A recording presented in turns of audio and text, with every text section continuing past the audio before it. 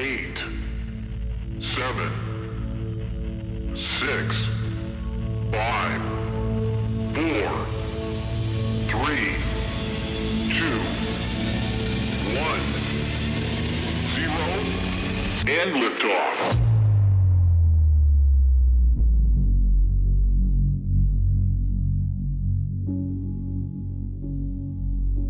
If you are here today, you know what happens every year on Earth. Every year, Earth completes its complete revolution around the Sun. A time that may seem long, but all in all, acceptable, given that Mars takes almost 2 years and Jupiter a good 12. Every year, on Earth, 4 seasons, 12 months, and as many zodiac signs alternate perfectly.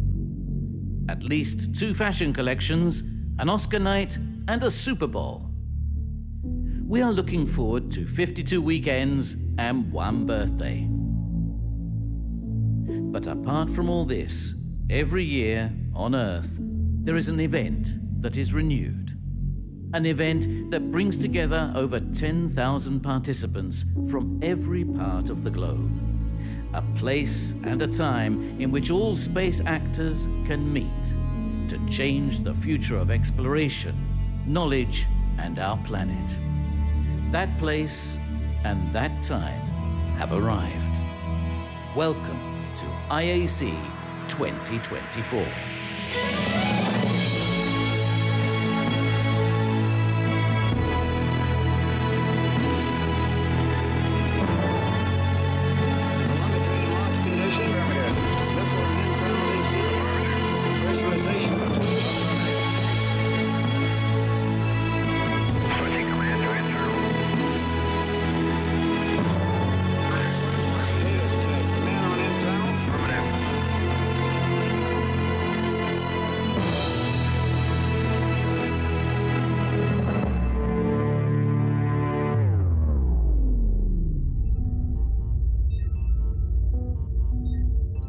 Astronauts say that when you look at Earth from space, it appears like a spaceship. It carries the lives of its occupants, it has an energy production system that allows survival on board, and it moves non-stop. Maybe this is why those who have had the privilege of seeing our planet from the outside give Earth a special value. They know very well that a simple failure can put the lives of all the occupants at risk, and that all of humanity depends on the proper functioning of this special spaceship. This is why we continue to look towards the boundaries of the known universe, but aware that we must act responsibly. Our journey today starts right here. Or rather, to be precise, it starts from a specific point on the globe. To understand why we decided to start right here, perhaps we should first talk about Italian genius. Perhaps saying something about a people famous for being made up of navigators, artists, and inventors. But to do that, it will be better to touch the ground first, because it is precisely with our feet planted on this same Earth that we began to dream of our future, turning our gaze to the stars.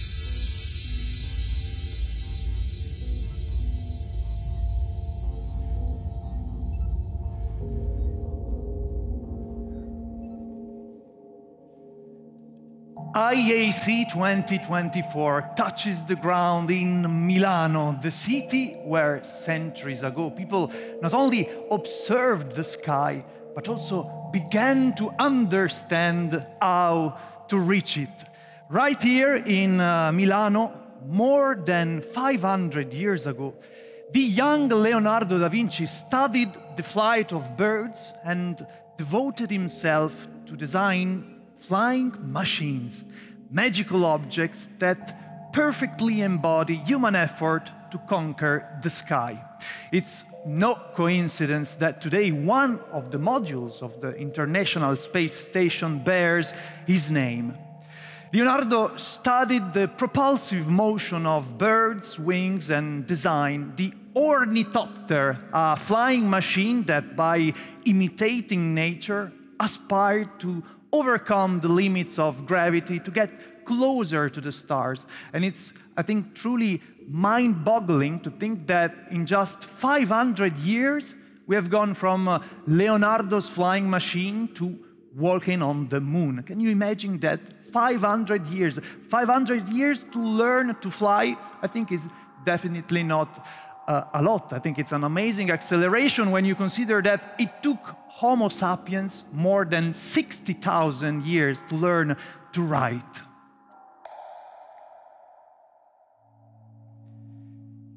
In this great adventure, art played a key role. Yes, because with their visionary minds, artists shape the unknown. They often anticipate what will later become reality. James Webb knew this very well. It's a little known story, but Mr. Webb, the first administrator of the US Space Agency, in the early 60s hired several artists at NASA to imagine with them new space exploration programs. One of these creative minds was Norman Rockwell, the author of a spectacular moonwalk painted 3 years before Neil Armstrong took his first historic steps on our natural satellite. Art, science, and technology are 3 pillars that enable us to turn dreams into projects. Every great human undertaking comes from the ability to dream what doesn't exist yet and to work tirelessly to make it possible. It's in this space between vision and innovation that humanity approaches the stars. Thank you. Camila. Jacopo Camila Verziani, everybody. Grazie, Thank Jacopo. you very much. Davvero, Thank you, Camila. Grazie, thank you. I know that we will be hearing from you later about the connection, about stars. We'll have a lot art. of surprises. And it's a great... let me tell you something. Tell me I think something. it's the first time that I see so many smart people gathered together in the same room. Don't worry, I'm here to First lower time. the standard. It's a joke. Welcome, everybody. Thank you, Jacopo See you later. Verziani. Thank you. Thank you again. Welcome, everybody, to the IAC 2024. My name is Camila Raznovic, and I will be your host today. I dress, as you can see, full of stars, because we are talking about stars after all. Now, we all heard at the beginning how beautiful our planet Earth is, and how, unfortunately, not everybody has the privilege to watch its majesty, its beauty from outside the atmosphere, because most of us have a daily job and we don't go up in space. By the way, I also want to say ciao to the people that are following us on streaming everywhere out there in the world. Now, not everybody has the privilege, but anyway, we can make a difference. We can contribute, because we don't want this Congress to just remain some faded memories, okay? We want to make concrete commitment today. How? Simple. There it is, our answer. With the time capsule. Here it is. Ciao, guys. What's going on? What is this? Well, watch out. Everybody that is going to walk on this stage will be recorded on this camera, and then we're going to send it up into the International Space Station so that the astronauts that are up there will not feel too alone. They're not lonely.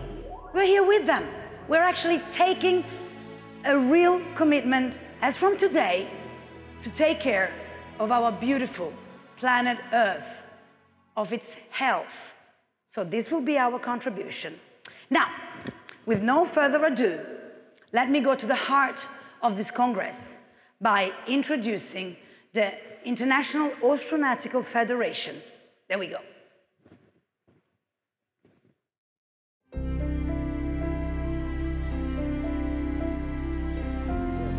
5, 4, 3, 2, 1, 0.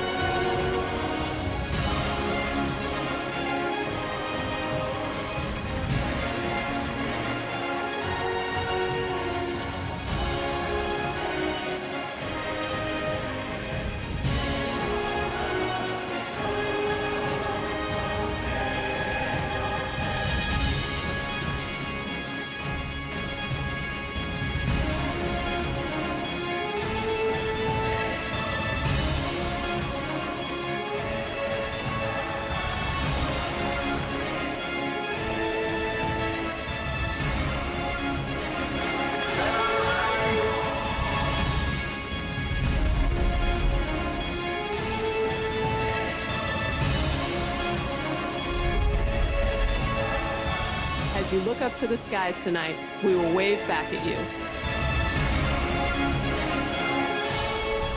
The International Astronautical Federation welcomes you to the IAC 2024 in Milan.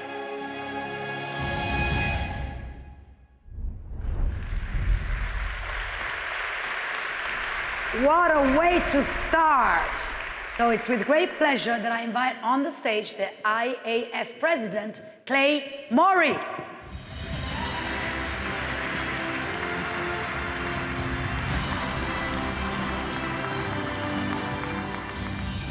Ciao, Milano.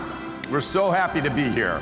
Excellencies, heads of space agencies, the space community, distinguished guests, good morning and welcome to the 75th International Astronautical Congress.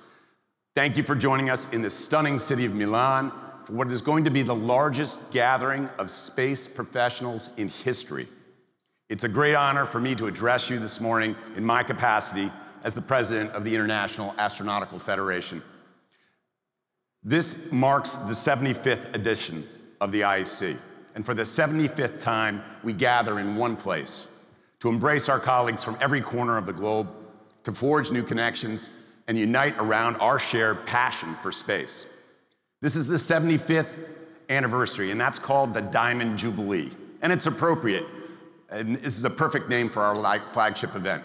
Diamonds, of course, are the hardest substance here on Earth, and as space professionals, you know we're fond of saying that space is hard, the hardest thing off of planet Earth.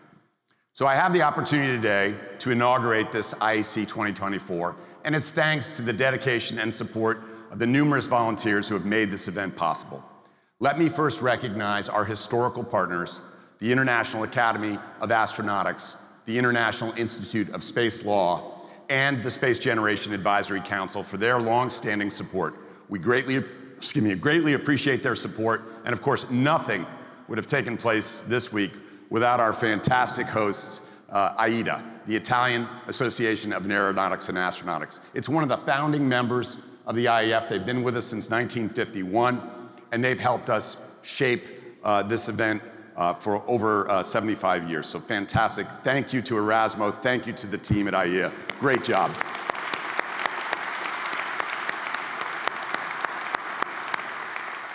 Now, let me recognize, and we have a few thank yous to make this morning, our sponsors and co-hosts. The Italian Space Agency, OSI, you guys are amazing. Leonardo, Massimo, thank you. The team, we appreciate you guys being here. And then our fabulous platinum sponsors, the European Space Agency, of course, the Indian Space Research Organization, ISRO, thank you very much.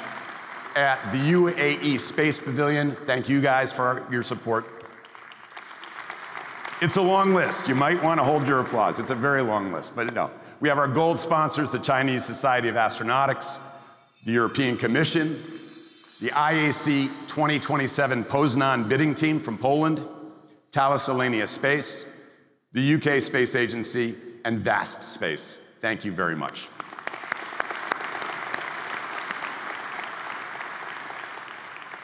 And to our silver sponsors, here, I won't read all the names, but here you have our silver sponsors. Numerous.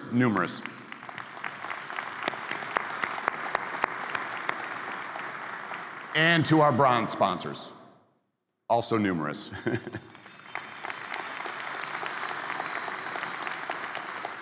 Our heartfelt appreciation goes out to all of our other industry sponsors, the space agencies, the nonprofit organizations who have supported this edition of the IAC. Your invaluable support is what makes this the incredible event it is. And last but not least, there would be no IAC without you all, the authors, the speakers, the exhibitors, the hardest working technical committees in the Milky Way galaxy. You guys, huge thank you.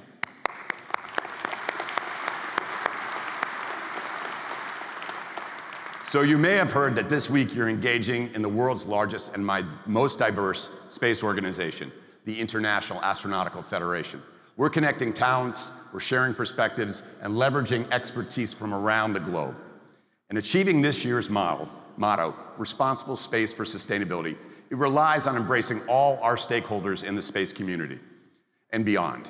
Since 1951, the Federation has worked tirelessly to create and foster connections among all space people, even during the challenging times, recognizing that solutions require cooperation. Through our manifold activities and initiatives, we deepen and share knowledge on the responsible use of outer space and its technology. Our mutual passion for astronautics inspires us to pursue solutions that enhance the sustainability and resilience of life here on planet Earth. And in line with this year's guiding motto, the IAC 2024 will host the first IAF Global Space Leader Summit. This is a history-making gathering of more than 50 heads of space agencies and space offices from around the world. It's coming from established space nations, emerging space countries, and they're all going to be around one table to foster a dialogue on space capabilities and sustainability of life here on Earth. This is the largest gathering of space agency leaders in our solar system. So the Star Wars Galactic Senate and Star Trek United Federation of Planets, you guys have to take note. We're going to beat you.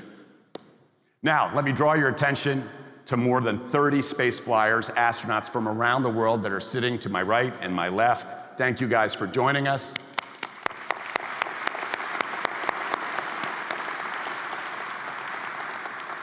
This is the IAF Astronauts Chapter. It's another great initiative. Thank you to Ozzy for helping us put this together.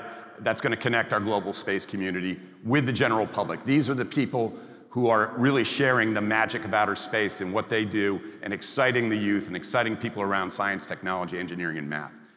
I can't refrain from alerting to another sensational highlight we're going to be able to offer you at this year's Congress.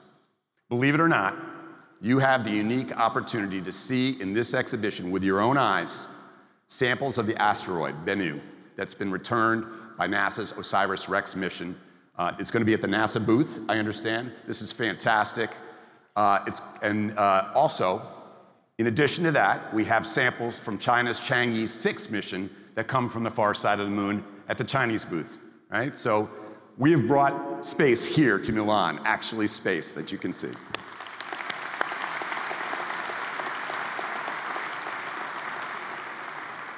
So looking at this giant assembly here in the room, this is certainly the biggest opening ceremony. And by the way, we have an overflow room and streaming, so there's a lot more than just the folks that are here today. Guess how many delegates you think we're going to have for this year IAC? I know it's been a lot of expectation. We are almost a hair away from 11,000 space professionals from 120 nations gathered here today. And that's not count, by the way, yeah, record.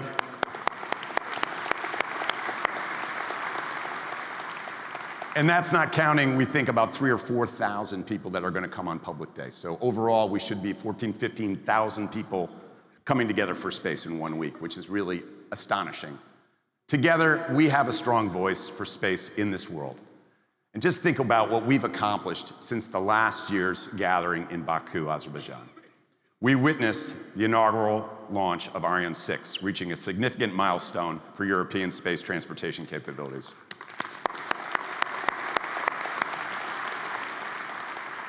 The Chang'e 6, as I mentioned before, from China's National Space Administration, for the first time brought back samples from the far side of the moon. Amazing. The ISS partnership is continuing to successfully operate the International Space Station with the support of commercial operators. This is great. We keep the thing flying now, 24, 25 years. Amazing. And NASA has made some impressive progress towards the early Artemis crewed missions. And may I note, yesterday you probably all saw this amazing catch of the Super Heavy booster. Unbelievable and incredible just on the eve of the IAC. This was fantastic.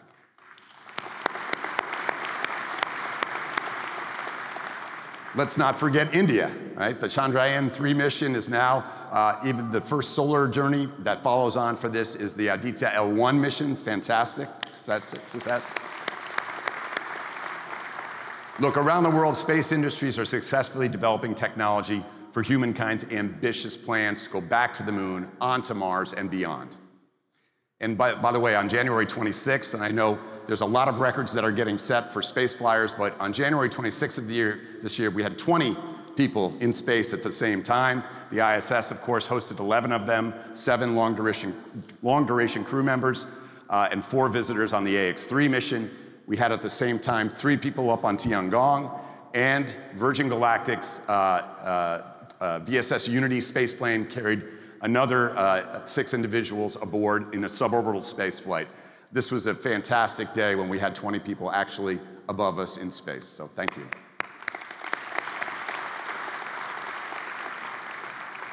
That's just a few of the highlights. I'm sure I missed them. Someone will remind me after the session, you know, we did this, we did that, but that's okay. It's an exciting time. So, space must be approached responsibly, and together, let us strive for higher standards and best practices that ensure sustainability so we can keep safely flying these people in low Earth orbit without any mishaps. So on behalf of the IAF, let me thank you again for being here at the 75th IAC.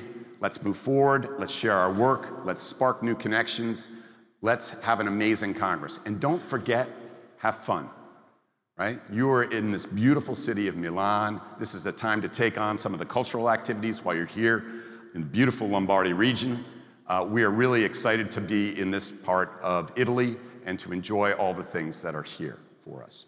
You know, as was mentioned in the opening speeches, this is a place where Leonardo spent 20 years of his life, Leonardo da Vinci. And he was dreaming and he was designing and he was writing and illustrating his ideas for space flight.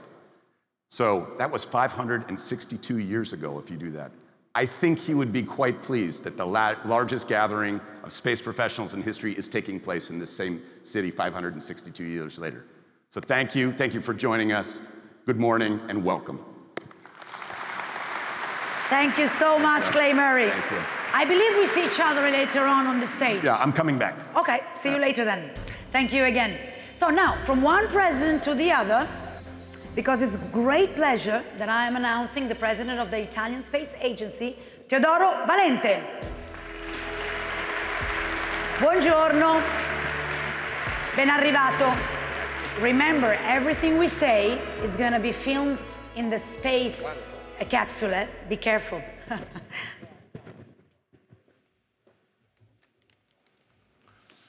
Good morning to everybody. Welcome in Milan, and thanks to be here.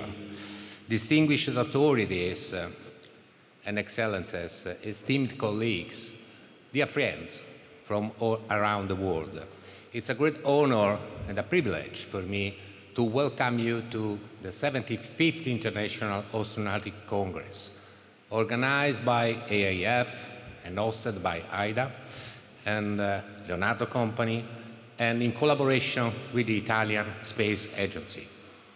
I would like to extend our heartfelt thanks to the International Astronautical Federation for entrusting Italy with the organization of this prestigious event, which serves as a catalyst for innovation and a symbol of global space cooperation. This Congress represents a unique and global platform which fosters knowledge exchange among faring, emerging, and developing countries. It plays a crucial role in building new partnerships among the different space communities, composed of space agencies, industry, academy, decision-makers, young people, and all representatives of civil society. These events once highlight the potential for new frontiers of space exploration and space benefits for local, regional, and international users. We are especially proud that this year AIC is truly inclusive, with representation across geographic diversity and generational impact. The Italian Space Agency, in collaboration with the Ministry of the University and Research, has facilitated the participation of students and young professionals from emerging countries, coming in particular from Africa and Latin America. And in addition, through the support of the Italian Trade Agency, thanks, we have enabled the participation of a significant number of small and medium enterprises from Africa, Latin America, and Southeast Asia. This aligns perfectly with the AIF 3G initiative, Geography, Generation, and Gender, ensuring equitable opportunities for men and women to contribute to the global space community. This Congress is also a milestone for space leadership. IAC and AIF, for the first time, have organized the first AIF Space Leader Summit, bringing together at the same place more than 60 heads of space agency and leaders coming from the 5 continents. Moreover, this event is the successful result of a coordinated effort of the Italian system. I would like to express my sincere gratitude to our national authorities and institutions who provided essential support, also in areas such as security, visa, facilitation, logistics, and hospitality. As we embark on this week of discussion, exploration, and discovery, I encourage all of you to seize this opportunity to advance the global space cooperation. Let's work together to inspire the next generation, foster youth empowerment, and build a more inclusive and sustainable future through space exploration for peaceful purposes. We deeply believe this 75th IAC in Milan offers us a chance to embrace diversity and inclusion, fuel an innovation ecosystem, and drive pioneer advancement for the future of exploration, ensuring that space truly becomes the space for all. Thank you. Thank you again, and welcome to this 75th International Astronautic Congress in Milan. Thank you. Thank you so much, Mr. Valente. Grazie. Come vuole, può anche ritornare al suo posto. Grazie ancora. So, we said that today our main theme, our main subject is sustainability. Guys, where is the camera? I wanted to tell them up in the sky that we are talking. Here we go. Listen out, because our next guest is very, very important, because we will talk specifically about sustainability. So it's with great pleasure that I call on stage the former Minister for Ecological Transition, CEO of Leonardo, Roberto Cingolani. Eccolo. Buongiorno, ben arrivato.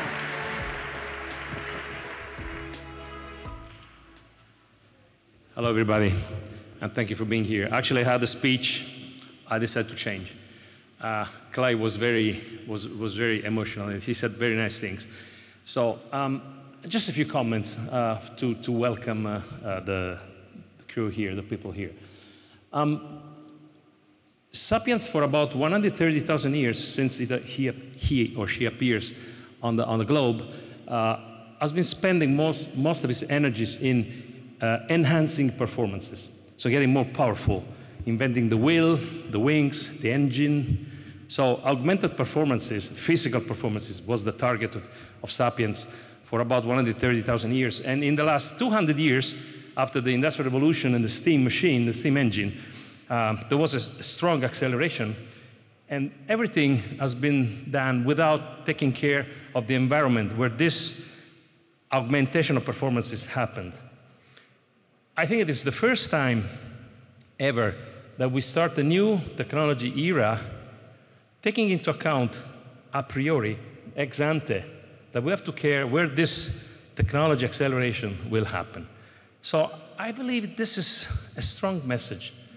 Before starting, we already take care of the future sustainability. We never did this in the past. Maybe we have learned a lesson. I think this is a very good point, a very good message today. The second message that I got after this introduction, it is today many countries are contributing to this event. They're talking, they're sharing information. Countries that on the planet normally don't like to talk to each other, especially in those terrible days in which we have more than 55 conflicts. So in some sense, I have the feeling that there is an opportunity or a hope. May I share a hope that maybe in the future, peace will be easier in space than in the planet? That could be a very interesting message. It's up to us, is not written anywhere. If we will make the same mistakes as we did in the past on the surface of the planet, we'll make war in the space. If we have learned the lesson, just like the lesson of sustainability, maybe we will be much more peaceful in the space. Today, the indication is that countries that normally don't like to talk about their businesses in the planet like to talk about their business in the space. So this is a very good news, and I'm happy to see this. So Clay, thank you for showing this, because I didn't realize myself. Third message, or take-home message. This is a renaissance of space. I've been a scientist most of my life, developing technologies, nanotechnology, robotics, AI. I had this short break in my life as a technical minister for the environmental transition, which was, by the way, a technical duty. Now I'm in Leonardo, which is an immense laboratory for developing technologies. So what I've learned is that technology needs continuously a new renaissance. New ideas, new excitement, new participants. I think space is now facing a new renaissance. This is not only because we are advancing in technologies, but also because big companies, private individuals are getting into the game. It was never like this in the past. I hope this is also a very good new for the future and for the development of this sector. I think this fantastic demonstration yesterday of the heavy booster that was trapped by the mega tweeter and realigned on ground, that was exciting, would have not been possible without a strong private-public, private-institutional collaboration. That's a very good news, the third good message today. My last message, or at least my last take-home message, I'll bring this to my home, okay? But I want to share with you. I think we also realized, all of a sudden somehow, that digital technologies, high-performance computing, cloud computing, AI, cybersecurity, should be introduced into the race for space since the very beginning. So we are creating technology that are digital by design. In the future, the dream could be to have cloud in space, bringing internet on the outer satellites and planets, maybe letting our astronauts to be in a place where information localization will be easier, though they are not on the planet, though they are not on the Earth. So those are 4 take-home messages that I'm happy to bring home and that I wanted to share with you. I have the feeling that space increases hope. So thank you for being here and enjoy the conference. Thank you so much, Roberto Cingolani, signore e signori. Grazie mille. So, as mentioned, we are recording and we will be sending everything that is said on this stage today up in space into the International Space Station. Now, at the beginning we mentioned how this incredible journey towards the universe, towards the stars, started here in Italy, of course. Now, how did it start? With a simple glance, because in Italy we like to keep things simple. Well, Jacopo Veneziani will come back on stage and tell us everything about this glance and how, and in the way it impacted, and still does, arts and science. Jacopo Veneziani, signore e signori.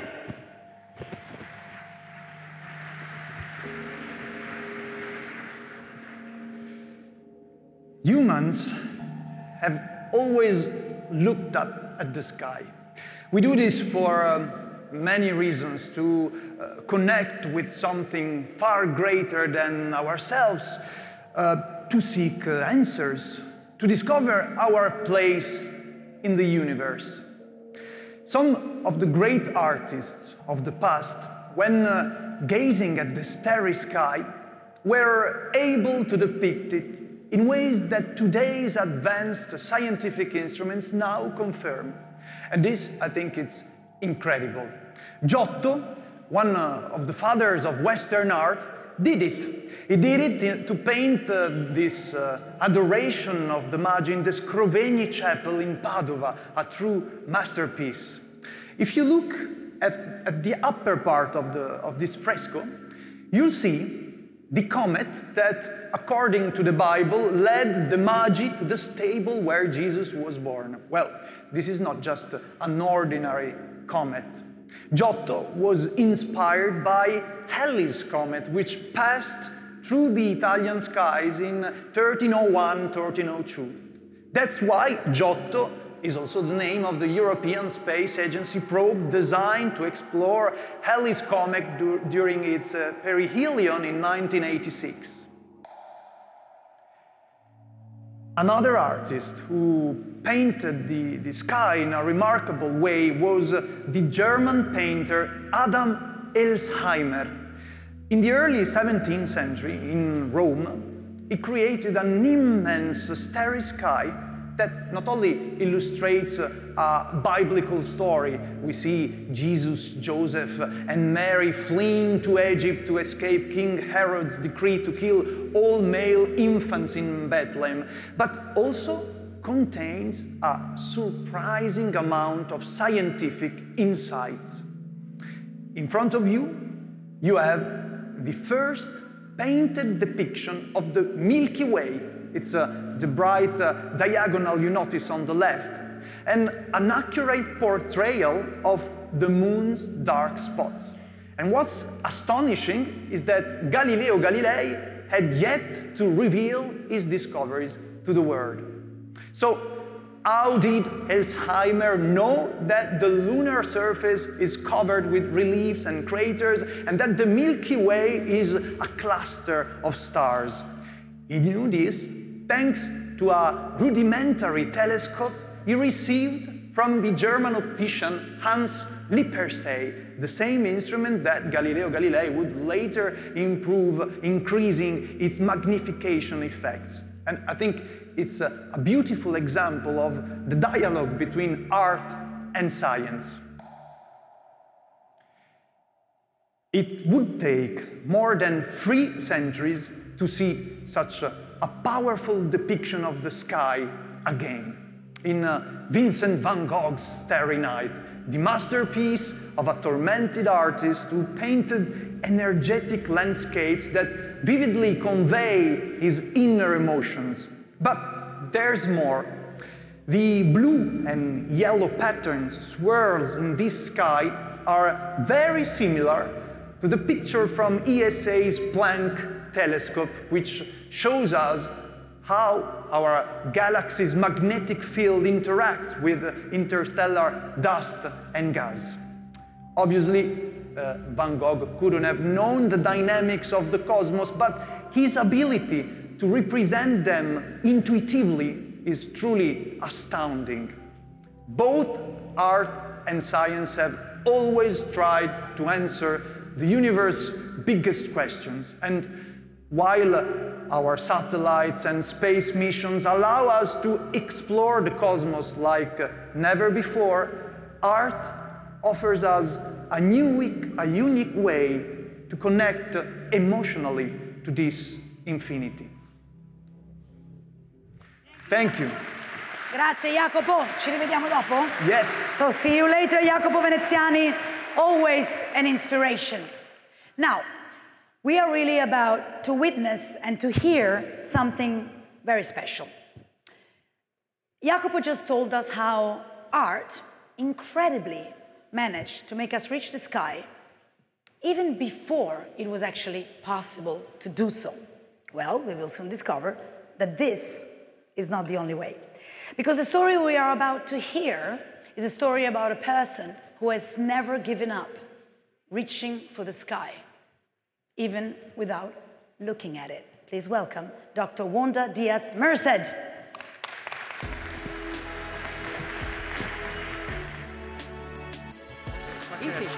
Grazie. Grazie, buongiorno. Mi piace moltissimo essere qui, nella Italia, mi seconda casa, my second home, Italy. It's a great honor to be invited at the IAC, the International Astronautical Congress. Thank you, thank you, thank you very much. I take off my hat in front of all of you for all the scientific work you do and all the work, the humanistic work you do in order to advance human development inside all the framework of the humanistic, of the Sustainable Development Goals. As a scientist, it means a lot to me as a scientist that have been working tirelessly to establish multisensorial perception as an autonomous part of the data analysis in astrophysics. It means a lot to be in a meeting that is dedicated to the most awing science of all, space sciences. Thank you again to everyone. Perhaps you already know that space science is facing limitations on the absence, or not the absence, but limitations on adaptive techniques to detail, compare, and analyze data that is simultaneously nonlinear and non-stationary. With that, I mean adaptive bases of expansion, or bases of expansion that can be mathematical bases of expansion that can be a posteriori defined. Also, you may think about the limitations imposed by nature on the human eye. And if we continue adding to the long list, you may think that even the best computer screens available are limited to a space of spatial resolution that limit the amount of information that any scientist can study at any one time. Perhaps you already know that our science was using audio at the end of the 1800s. If I'm wrong, later on, because today you will not be able to ask me questions, later on, please approach me and tell me, no, Wanda, that is not true. But I found literature on people using audio at the end of the 1800s. Then later, and to make a long story short, because we are already late and I have a shorter amount of time, so I'm condensing what I'm telling you. Then what happens is that, and using the research from Dr. Thomas Shakespeare, is that once technology kicked in and industrialization kicked in, it seems that the economical model of competition changed, favoring one way of performance style and employees that could use the perceptual styles that were favored by the technology. Things were more scientific, which is fantastic. I'm a scientist. I like for things to be more scientific.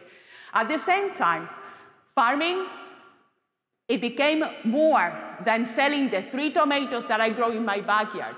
Now it is a scientific enterprise. This is just an example. It's a scientific enterprise in which I have to produce faster, more scientific, more massively, and more effectively. Fantastic. But at the same time, managers and, stakeholders as well, they began requiring for people that could use the performance styles required by technology and machinery in order to continue producing. I don't blame them. I would have used the same. But people had to use one performance style and one coping strategy in order to deal with the information. I may be wrong. You tell me later, because today you will not be able to tell me while I'm on the stage. And perhaps you may think, Wanda, no, you're wrong. At that time, we couldn't use technology in order to build things that you could use in order to participate on the mainstream performance of our science. And I'm talking space sciences. I'm an astrophysicist. But I will say, in 1957, I think you may know what happened, right? Isn't it that the Sputnik was launched? Is that an error? Perhaps it is, but I think that in the 1950s, you launched a spacecraft into outer space. And that was quite technological at that time. So I do not want to think, and I cannot stop thinking, that perhaps I'm missing something. It cannot be possible that no one thought that it wouldn't be pertinent for me to participate in such an owing enterprise.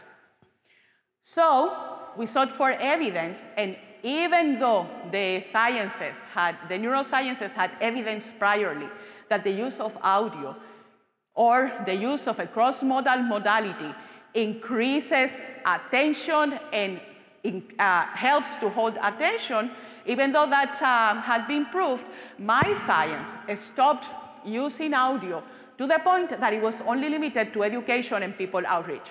Don't take me wrong, education and people outreach is very, very, very, very, very important, but it got limited to that.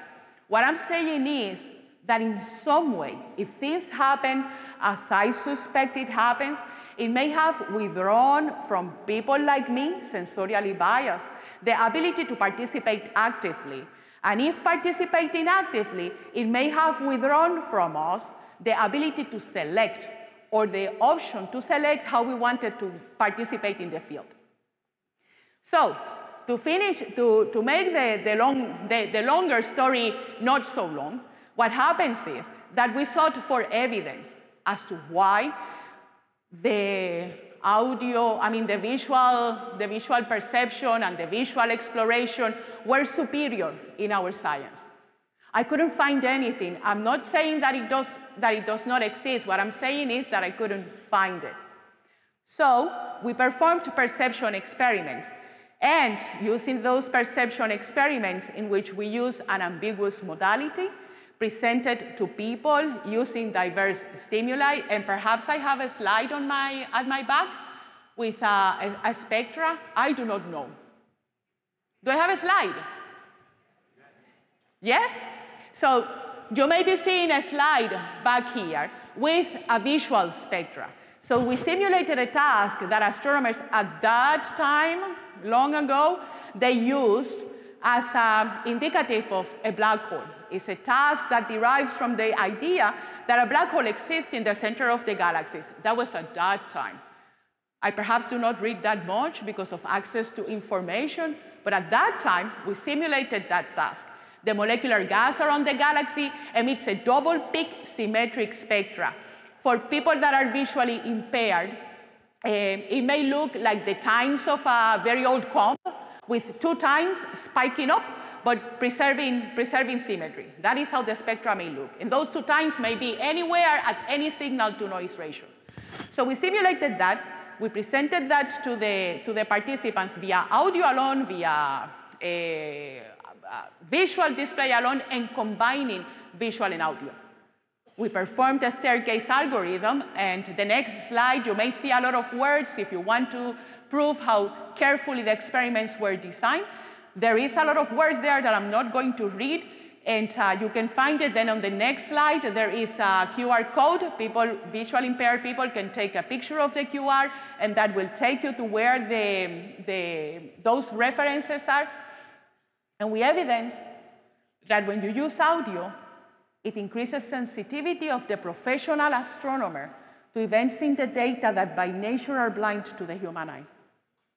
So I have been jumping from doing data analysis, jumping from one organization to the next, to the next, to the next, to the next, to the next, to the next, to the next, and if I continue infinitely time, I will be here. Always being diverted to education and people outreach. It was here in Italy that under the mentorship of Dr. Stavros Katsaneva, I was given the first opportunity of using sound to approach mainstream astrophysics data at the European Gravitational Observatory. So what we did was to separate signal from background noise, and then using what I call an acousto-energy conversion in order to time mark, generate a power output that we could time mark with the detector characterization. And I take my hat off to the detector characterization people. They do a magnificent work at working with the gravitational wave telemetry. And we were able to listen clearly. That is in slide number 5, I apologize, the sound. So we were able to listen clearly anisotropies that are not time marked with a detector characterization. No, so, okay. I apologize, forgive me. So we were able to listen to those, and I'm going to play the sounds, and I want you to listen carefully to the small pulsation cycle almost at the end of the data. When I listen to the data, I don't want anyone describing it to me, but you're sighted people, and I respect that. You want the harmonic expectation. This has no harmonic expectation, so I have to describe to you what you're listening. So listen carefully to the small pulsation cycles, and those pulsation cycles may be indicating some anisotropies or irregularities happening in the way the mergers are rotating. Please play it. Thank you.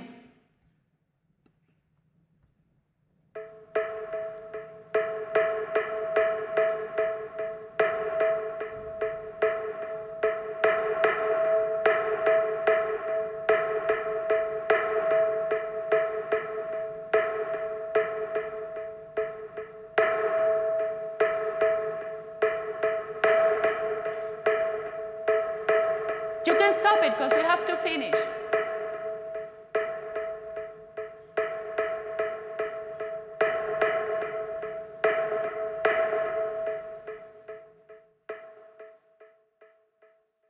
Thank you. Thank you. So, what happens?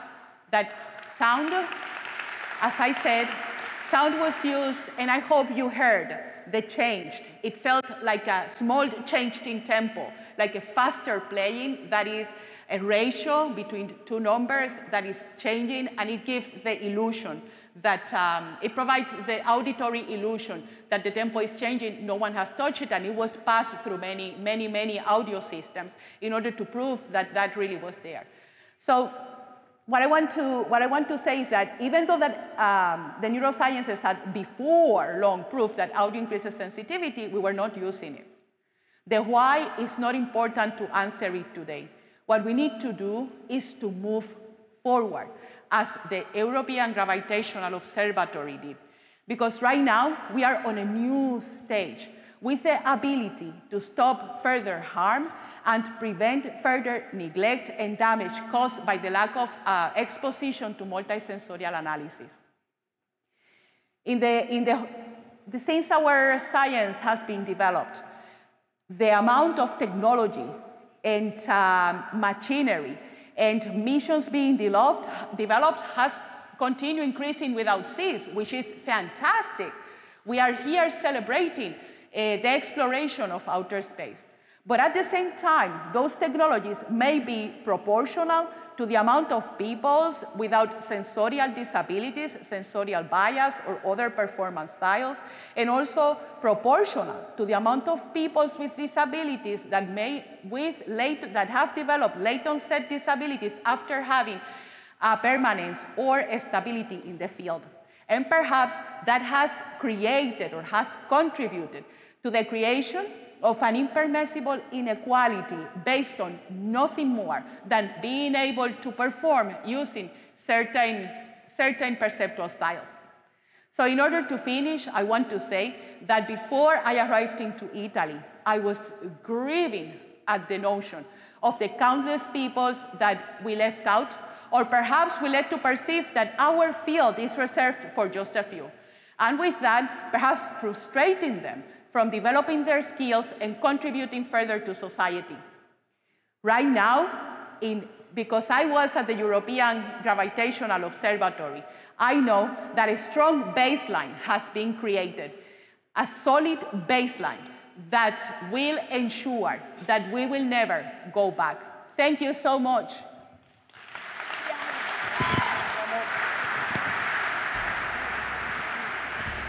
Thank you so much, Wanda. Come, I will help you. Thank you so much. Thank you, Wanda. Thank you very, very much. And now, please, join me to welcome the President of the Italian Republic. Signore e signori, il Presidente della Repubblica.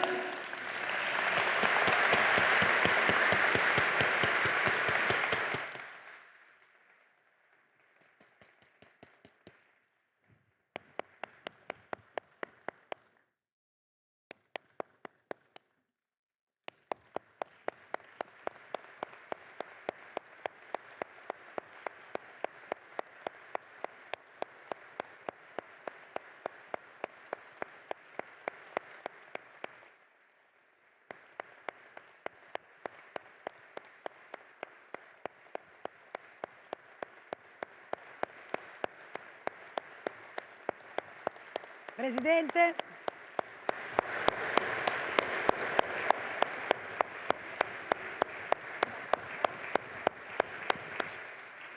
Presidente, buongiorno, ben arrivato. Welcome. Ben arrivato. Ecco, giustamente salutiamo tutte le autorità.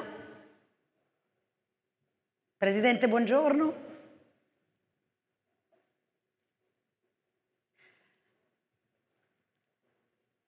Buongiorno, Presidente. Welcome to the IAC 2024 here in Milano. So, without further ado, let's go deep into the heart of the moment we have all been waiting for. And to do this, I would call on stage the President of the IAF, Clay Mori, to help me to give these awards for the world's biggest accomplishment in space. Hello again. Good to see you. Good to see you again. So I know that you want to call somebody special for you to help us with this award. Yes, I need some help. Please, Asanda, please join me on the stage. All right, IAF Vice President. Welcome, Asanda. Asal Dantisana. Welcome. Welcome. Good morning. So, the first award is IAF World Space Award, a world-level award, the most prestigious given for an outstanding contribution to the world's progress in astronautics. To deliver this prize on stage, it's an honor to welcome the European astronaut, a truly Italian legend, first Italian woman on space, and also the first to be an ISS honor commander. Signore e signori, Samantha Cristoforetti. Hello, thank you. Here. Benvenuta, Samantha. Grazie mille. Welcome. Grazie mille. So, Samantha. Buongiorno. Allora, Milanese, this incredible Congress, worldwide Congress, is hosted in Milan. What does it mean to be who you are and to be Italian and to be here today? Incredibly emotional, I have to say. This is amazing. This is my very first IAC. I've never been to one, so I think I picked a good one. And, as you mentioned, this is the city I was born in. I was checking, like, the hospital I was born in, Clinica Mangiagalli. Just... Me too! There you go, there you go. We were born in the same Mangiagalli clinic. There you go. We have one thing in common. That's right, about it, unfortunately. Yeah, just an amazing emotion to see basically the entire space world gathering here in the city of my birth. So welcome, everyone, also from my side. Thank you very much, Samantha Cristoforetti. It's an honor to have you on the stage today. Thank you, signore e signori, Samantha and Cristoforetti. So, Asanda, will you please tell us who the winner is? Okay. As the Vice President of the International Astronautical Federation, I am honored to announce that the World Space Award for 2024 goes to the Indian Space Research Organization, ISRO, for Chandrayaan-3.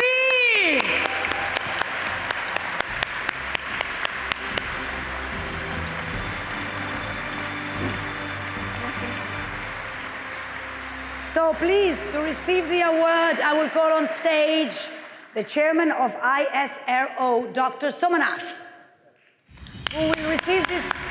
Together, we can see the picture of his team. Welcome. Congratulations, sir. Congratulations. So, welcome. Okay, photo opportunity. And Chandrayaan-3 mission by Indian Space Research, these are citation why of this award, organization exemplifies the synergy of scientific curiosity and cost-effective engineering, symbolizing India's commitment to excellence and the vast potential that space exploration offers humanity. Achieving a historical milestone, Chandrayaan-3 becomes the first to touch down near the lunar South Pole, showcasing both aspiration and technological prowess on an international scale. Well done. Congratulations. Please.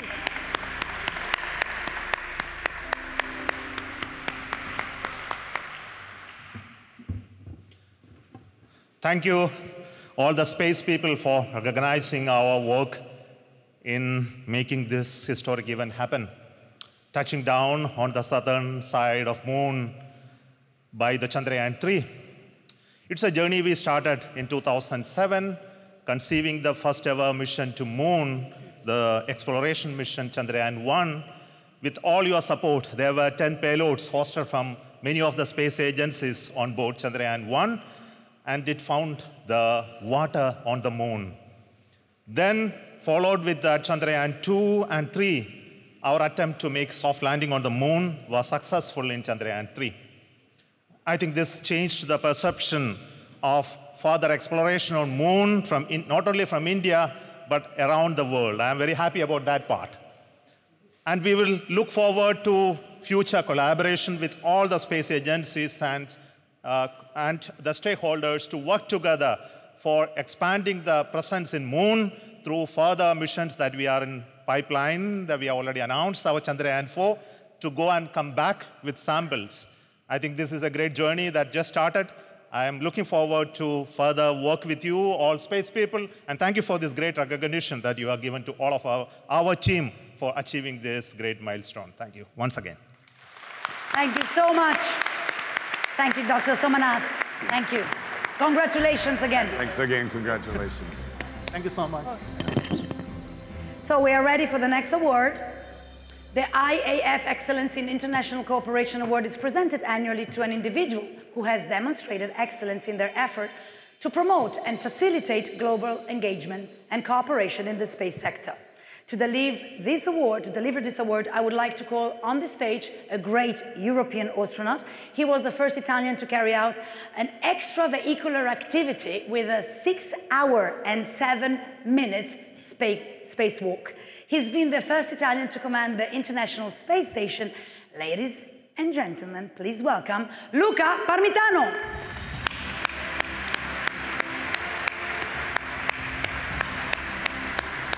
Buongiorno. Buongiorno, signor Presidente. Grazie. Buongiorno. Luca Parmitano, buongiorno. It's an honor.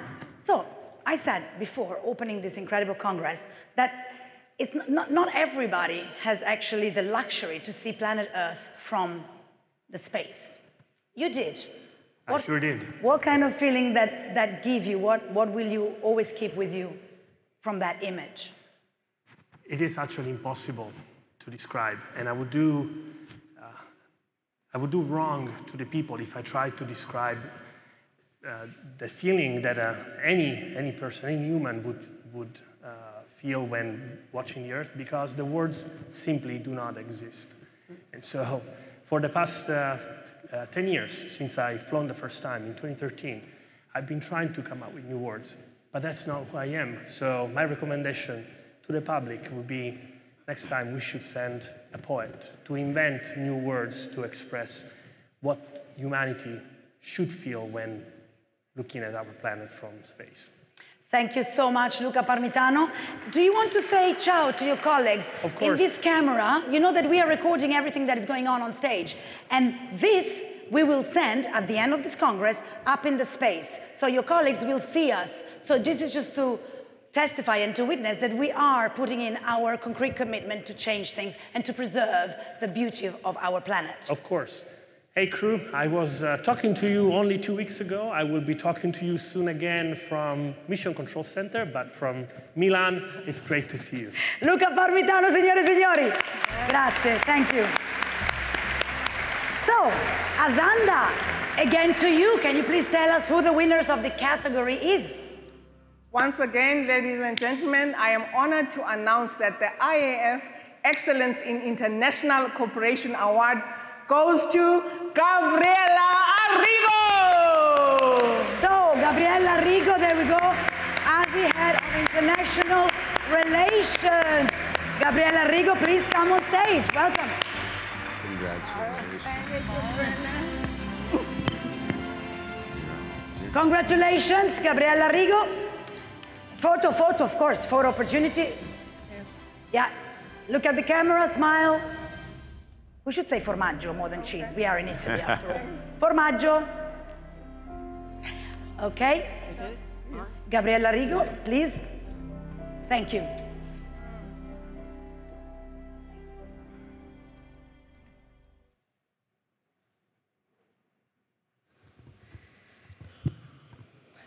Good morning. Buongiorno, signor Presidente. So, distinguished delegate, esteemed colleagues and friends, I'm deeply honored to receive this award during the special opening ceremony of the 75th International Astronautical Congress here in Milan. So, after more than 30 years of dedication to international space relations and cooperation at the Italian Space Agency, this award represents a significant milestone in my career that I'm proud to share with all of you. First, I would like to dedicate this award to the many international partners with whom I have the privilege to collaborate. Then, I dedicate this award to the Italian space community, my first family, where I was born and raised, and today is with me gathered here in Milan. I would also like to extend my heartfelt thanks to the Italian Space Agency, and in particular to my staff that have always supported me throughout this extraordinary and long-standing adventure across the globe. Throughout my professional life, I've been committed to fostering international space cooperation with all spacefaring, emerging, and developing nations. I have negotiated with them numerous space agreements, as well as bilateral and multilateral projects. But my constant goal has been to bridge differences and transform challenges into opportunities, always believing in the power of dialogue as the primary tool for progress. So I firmly believe that international cooperation is the only key for a responsible and sustainable future in space. Thank you so much for this recognition. Thank you all. Thank you, Gabriella Arrigo. Congratulations again. Thank you so much. Thank you. So, surprises haven't finished yet. We have a second IAF Excellence in International Cooperation Award to give. Now, let me introduce who's going to come on stage and who's going to bring the award. They are about to begin training, and if there is anyone who can dream about flying into the space, well, let's meet them. Please welcome the astronauts of the ESA's Reserve Group Class 2022, Captain Andrea Patassa and Antea Comellini. Benvenuti, welcome, benvenuti. Welcome. Grazie mille, thank you so much. Grazie mille, thank you so much. Well, how does it feel, guys? Come vi sentite to be here? It's my first in the IAC. sanctuary, questo è il santuario It is. No, it is true. President Clay, it is the sanctuary today. For sure, a sanctuary of space. And they're just, you guys are rookies, is that correct? Would I say that? Yes. Siete delle matricole. Yeah, that's true. And it's incredible to be here, first IAC in Italy. That feels very lucky. And we'll try to absorb as much as we can from this incredible group of people. It's very emotional for me. I'm an alumni of Politecnico di Milano, where my passion for space was ignited, so it's very emotional for me to be here. Congratulations and good luck. Grazie. Arrivederci. Thank you very much. Grazie mille. So, Asanda, the next winner. Ladies and gentlemen, the second IAF Excellence in International Cooperation Award goes to Michael Gold. Michael Gold, ladies and gentlemen. Redwire Chief Growth Officer. So please, Michael Gold, join us on stage. Welcome, congratulations. Mike, congratulations. Over here. Okay, if you want to take a picture, voila. Perfect. Beautiful. Very photogenic, the three of you. You can go and have your speech. Thank you.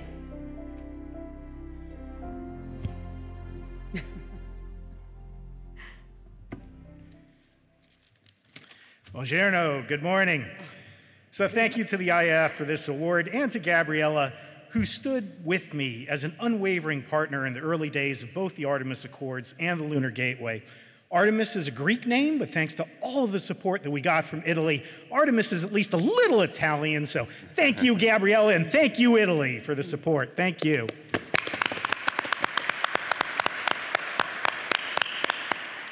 The true honor for me in this award is to be among the prior recipients, several of whom are dear friends and colleagues, such as Thomas Zurbuchen, and particularly Frederick Nordland and Jean-Yves Le Gall, both of whom were also critical of supporting the Gateway Agreements and turning the dream of Artemis into reality. I would also be remiss if I didn't thank many others for their friendship and extraordinary support for Artemis and international cooperation, including Masami Onada, Salem Almari, Talal Kaisi, Gabriel Swinney, Gabe Sherman, Karen Feldstein, everyone at NASA OIR, Scott Pace, Sean Fuller, Bahavi Alal, Pam Melroy, Pete Canito, Al Tadros, and of course my old boss, Jim Bridenstine. Jim had to ask me to join NASA 3 times. I said no 3 times, but he never gave up on me, and for that I will always be grateful. A few weeks back, I was interviewed on a national news show, and my appearance was delayed, so I actually had to watch the news for about 20 minutes. I was besieged with images of war and conflict and natural disasters. By the time they cut to me, I was so happy and relieved to talk about space. I told the host, thank goodness we finally have a good news story to talk about. And that's what we are in the space field. We are the good news story that the world so desperately needs. Nothing, and I mean nothing, brings humanity together like space exploration and development. Nothing inspires the human spirit like what we do. The desire to explore strange new worlds, to seek out new discoveries, unites us in a singular manner. Therefore, whatever challenges the world may face, let space be the torch that lights up the night, brings us together, and pushes back against the darkness with hope and optimism for a better future. Our journey is to the moon and Mars, but by coming together as a global space community, our destination can be peace and prosperity. Thank you so much, and let's continue to go boldly. Thank you so much, Michael Gove. It's so true. Your words are very inspirational and very true. Thank you so much, and congratulations again. Yeah, you can regain your seat. Well, I would like to thank you again, President Clay Murray, for being with us. Thank you, Asandan Tizana, to be with us. And you can go back and sit to your chairs. Thank you so much. So, there are actually many, many people I would like to thank, but above all, let me call and thank the Italian Association of Aeronautics and Astronautics. So it's with real pleasure that I call on stage the president of AIDA, Erasmo Carrera. Buongiorno. Buongiorno. Prego.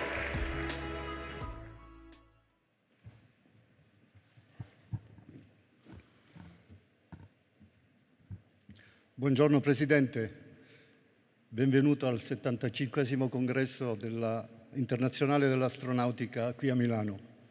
Grazie per onorarci della sua presenza.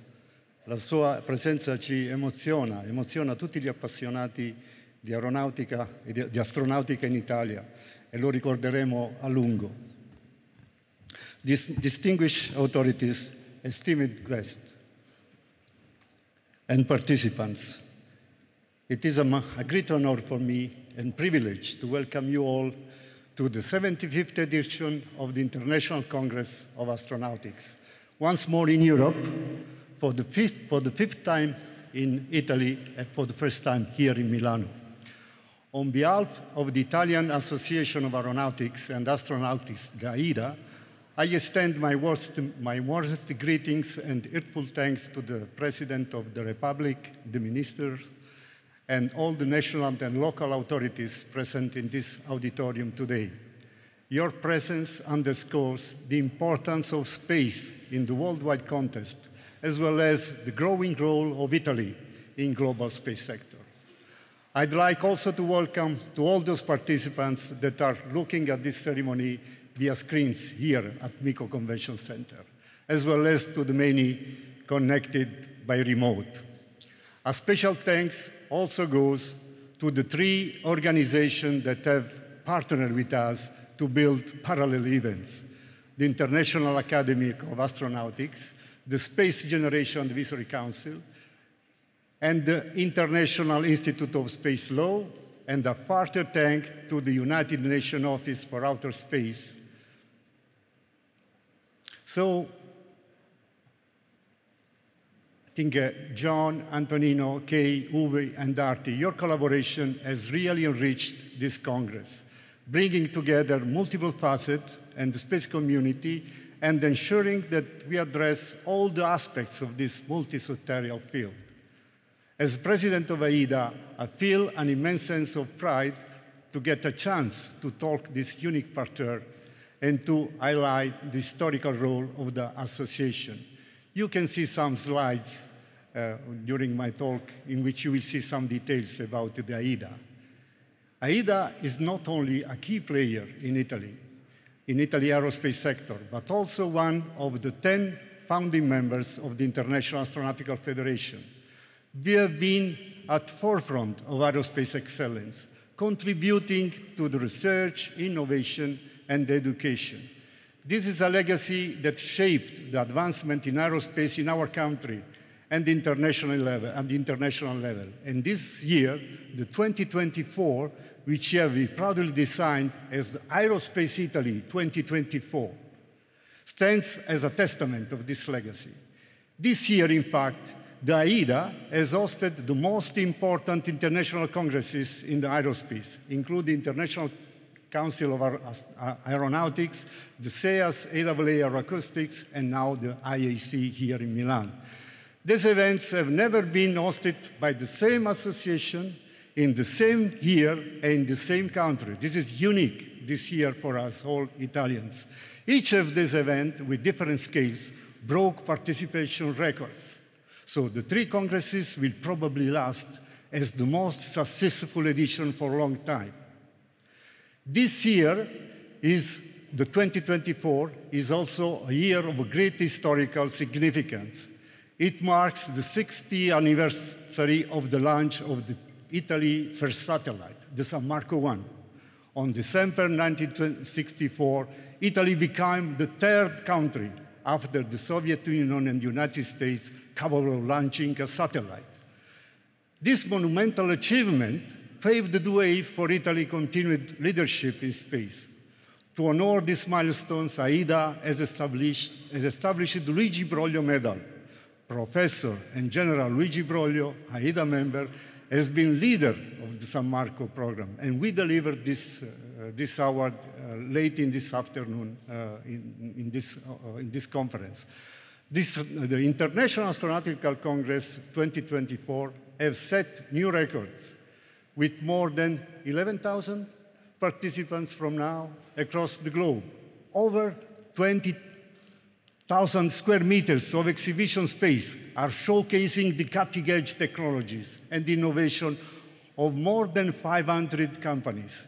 Italy is particularly proud to have in this edition of IAC here in Milan a quite large central pavilion connecting the south and the north wing of the exposition area. All the companion events have made similar records, including the international meeting of the ministerial members of parliaments led by Minister Urso.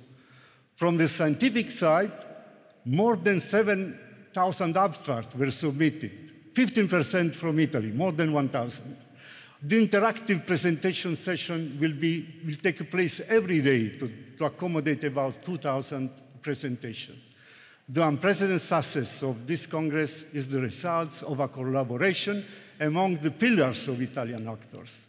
So the academia, represented by the IDEA, as a host, and institutional industrial entities as co-hosts, represented by the Italian Space Agency and Leonardo. Myself, Teodoro, and Roberto worked together with Clay to be inclusive. Just one action to be underlined. The Italian Space Agency, the Italian government, and the AIDA have generously acted as a sponsor to increase, as never done in the past, emerging countries' participation. So we will have not only participation in the technical presentation, but also in the exposition area. So many other facts are exceptional in this edition. So many have been already underlined. I start to mention 2 among the many. First, you will be able to see a piece of the dark side of the moon taken to Milan by the generosity of China National Space Administration. Second, you will be able to watch the latest wonderful picture taken from Euclid, the telescope of AISA, where Thales Alenia Space Italia acted as prime contractor. I do not want to forget that for the first time, IAC has an official mascot, Mimi, which has helped us very much for the public engagement. Beyond the impressive numbers, I am delighted to see that education and outreach are the forefront of this Congress. The participation of students and young professionals has reached new heights. More than 20 students volunteer hosted by AIDA are helping to run IAC here in Milan. We will have about 30 student teams coming from all over the world. These all bring their enthusiasm, passion, and energy to IAC. The AIDA Student Challenge, along with the numerous initiatives led by IAF, serves as a shining example of how we are nurturing the next generation of space scientists and leaders. It is this kind of engagement that ensures the future of space exploration is in capable hands. For the first time in the history of IAC, we are hosting several pioneering activities. This includes the Global Space Summit, already mentioned, as forum high-level discussion among the world space leaders, head of agency, and the astronaut chapter. These initiatives are aimed at fostering a strong exchange of ideas, collaboration, and innovation. The motto of IAC 2024 is Responsible Space for Sustainability. As humanity ventures far into space, we carry us a great responsibility. It is crucial that we ensure our exploration and utilization of space are conducted in a manner that protects and preserves this new frontier for future generations. This Congress offers a platform to explore how we can strike the right balance between growing of space activity and sustainability, between pushing the boundaries of human achievements and safeguarding the environment of Earth and space. Diversity, too, is an essential ingredient for success. And when we speak of diversity in the context of space exploration, we mean not just diversity in gender, but also the geography and generation, the 3 Gs of IIF. We must ensure that opportunities and benefits of space are accessible to all, regardless of the background. Diversity is not merely a goal, but a necessity for innovation. We all are diverse and equal at the same time in terms of rights and opportunities. As scientists and explorers, we know the greatest discoveries are often made when diverse minds and perspectives come together. In this sense, all G diversity are to be celebrated as equal, each bringing unique insight and contribution to the progress to astronautics. The IAF motto, the original one, is Astronautica ad pacem omnium progressum, astronautic for peace and progress of humankind. Serves us as a guiding principle for us all. Space exploration has always been about more than science and technology. For our community, astronautics is about fostering peace, cooperation, and progress.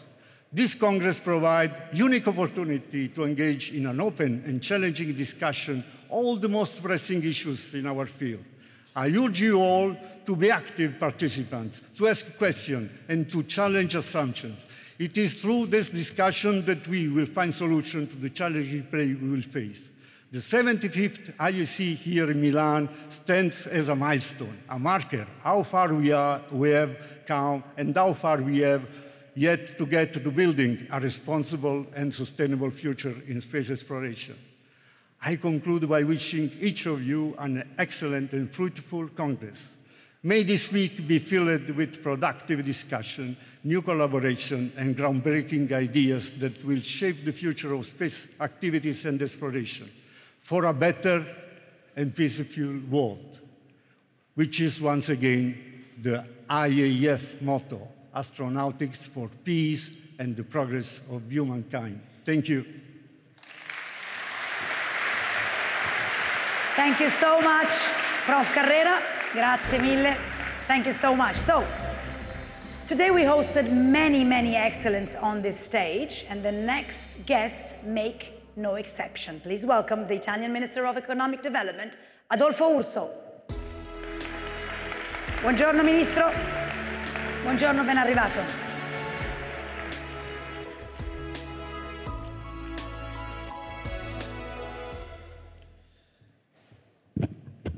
Signor Presidente della Repubblica, grazie della sua presenza.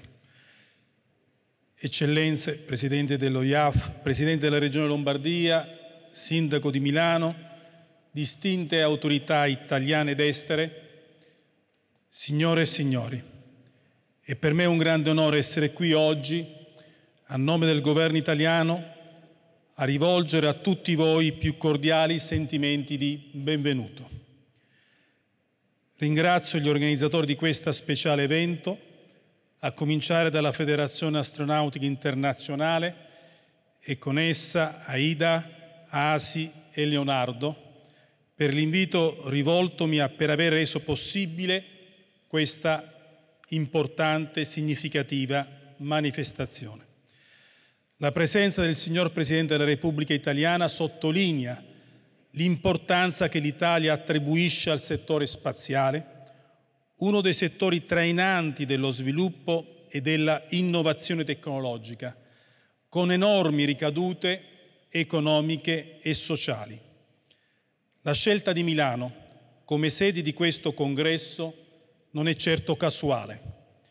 Milano, città che da sempre coniuga innovazione e tradizione, rappresenta l'eccellenza dello spirito italiano che guarda con determinazione al futuro senza dimenticare le radici del proprio passato. La decisione di tenere il congresso in Italia è quindi un tributo alle capacità del nostro Paese che ha saputo affermarsi come protagonista nelle tecnologie spaziali fin dagli anni '60, come veniva ricordato. Il titolo che abbiamo voluto dare quest'anno al 75° Congresso internazionale di astronautica è Spazio responsabile per la sostenibilità.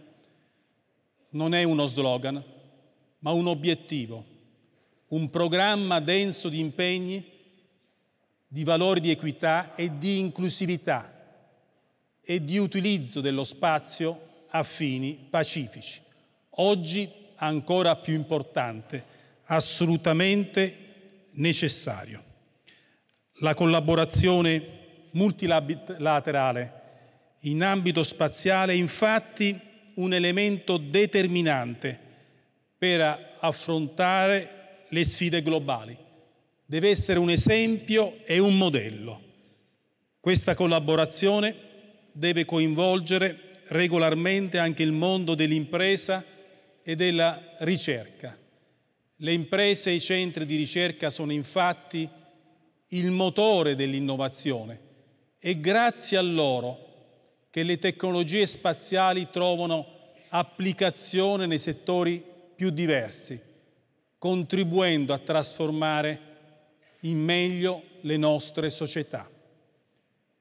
In questo contesto abbiamo bisogno di una regolamentazione sia multilaterale che nazionale, capace di garantire sicurezza, sostenibilità e sviluppo.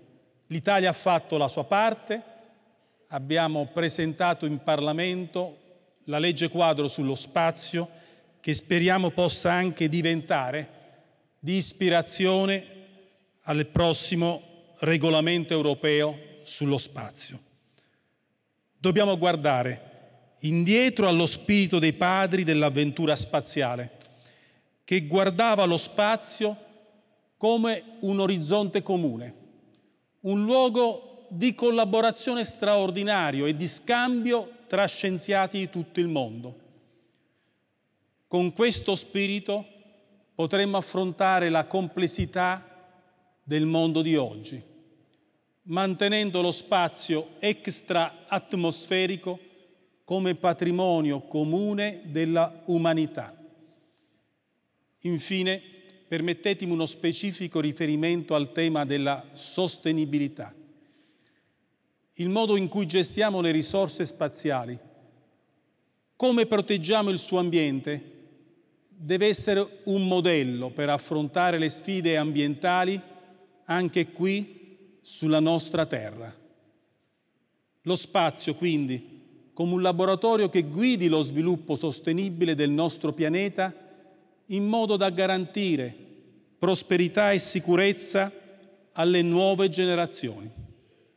Concludo, quindi, con l'auspicio che questo congresso possa rafforzare la collaborazione tra tutti noi e aprire nuove prospettive di dialogo in cui lo spazio continua ad essere un elemento potente di crescita, innovazione e cooperazione per l'intera umanità.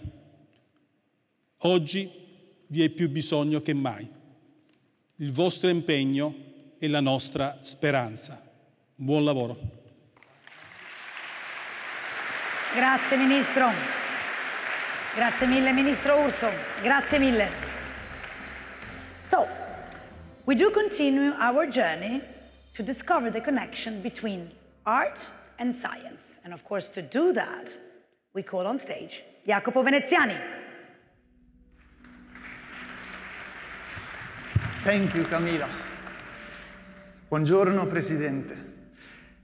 The art world can be a source of great scientific and technological intuitions. Who would have thought that prehistoric cave paintings would play a crucial role in space exploration? Yet that's exactly what happened.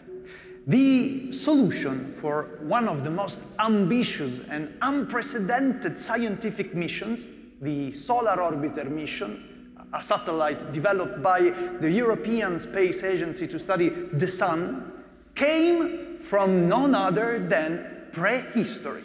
Isn't that incredible?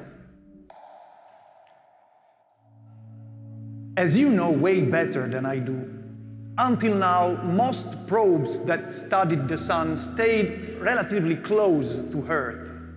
This is not the case with Solar Orbiter, a technological gem that will venture closer to the Sun than any mission in human history.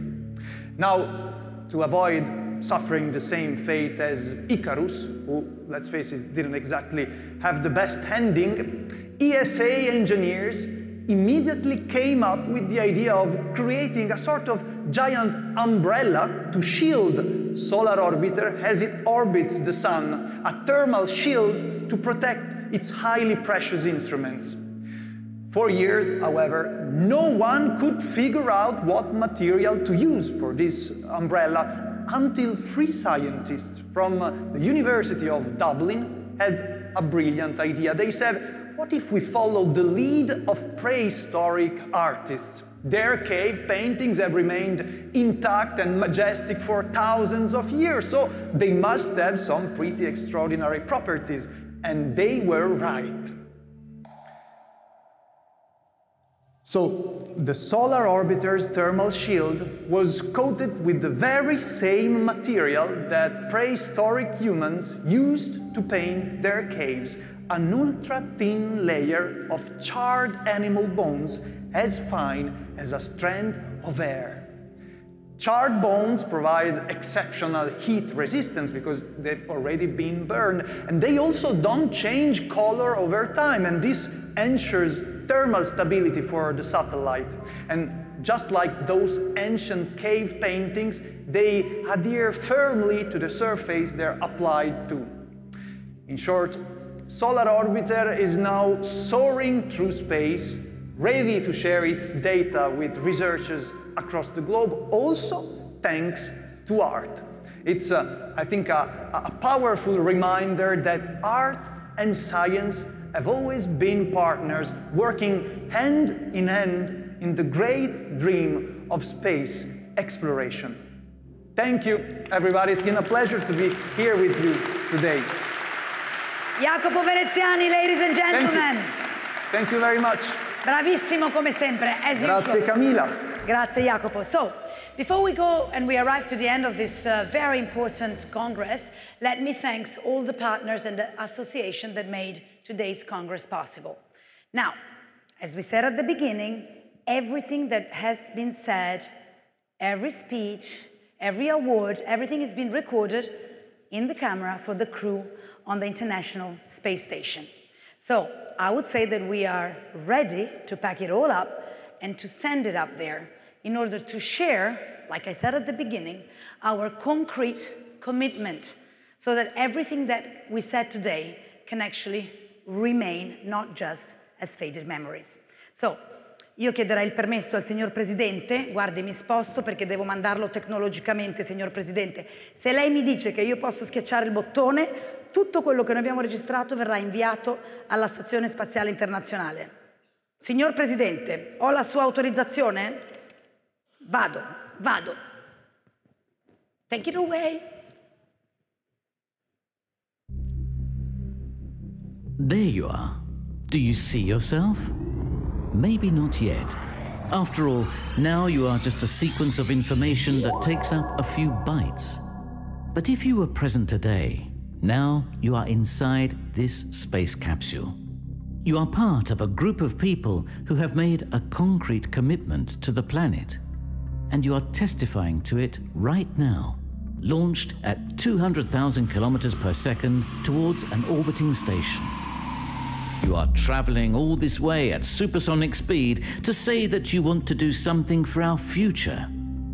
And you will.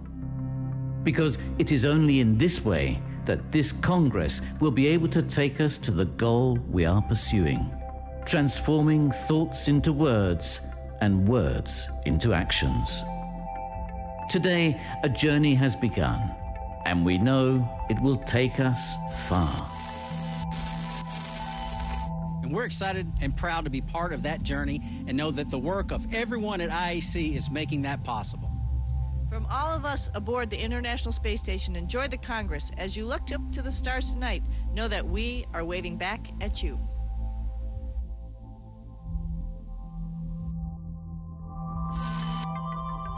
And we will be there, with our gaze turned towards the sky, sure that we are not alone on this journey. Because the only thing we want is that the stars can still be the guide of navigators and explorers. That the moon, seen from the Earth, can make someone fall in love. We want a man to still be able to look at the sky, to dream of the future. Because that is how we became what we are. And it is only in this way that we can continue to be.